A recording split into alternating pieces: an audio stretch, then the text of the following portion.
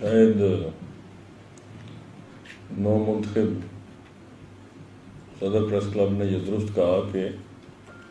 حکومتوں کی ہمیشہ یہ خواہش ہوتی ہے کہ صحافتی جو کردار ہیں وہ کم سے کم حکومت پر تنقید کریں، انہیں حکومت ساتھ لے کے چلے، اور ساتھ لے کے چلنے کو بالالفاظ دیگر اس طرح بھی بیان کیا جا سکتا ہے کہ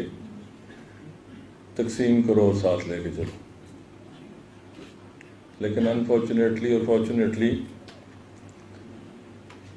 میری یہ کبھی خواہش نہیں رہی، کیونکہ اس قلم کا مزدور کسی دور میں بھی رہا،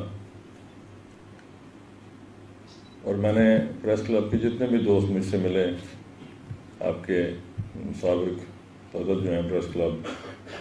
واحد اقبال بٹ صاحب کو نام اشرافی ہیں، ان کو بھی میں یہ کہتا رہا اور دوسرے دھڑے کو بھی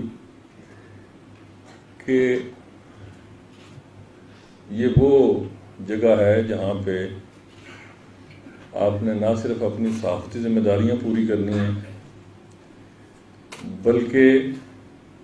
ریاست کے جو مظلوم طبقات ہیں جن کی براہ راست رسائی اقتدار کے ایوانوں تک نہیں ہے، وہ اپنی آواز آپ کے ذریعے اقتدار کے ایوانوں تک پہنچا سکتے ہیں۔ اس کے لیے جو اولین ذمہ داری ہے وہ یہ ہے کہ آپ دوست اتحاد اور اتفاق سے اپنی باڈیز کا انتخاب کریں، اور جب ایسا وقت آیا تو انشاءاللہ میں حلف لینے آپ کی خدمت میں ضرور آؤں گا۔